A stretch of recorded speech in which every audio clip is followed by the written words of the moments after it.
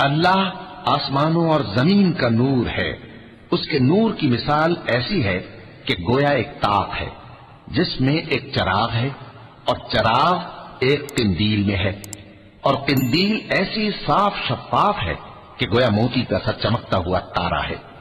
اس میں ایک مبارک درخت کا تیل جلایا جاتا ہے، یعنی زیتون کا، کہ نہ مشرق کی طرف ہے نہ مغرب کی طرف۔ ایسا معلوم ہوتا ہے کہ اس کا تیل خواہ آگ اسے نہ بھی چھوئے جلنے کو تیار ہے۔ بڑی روشنی پر روشنی ہو رہی ہے۔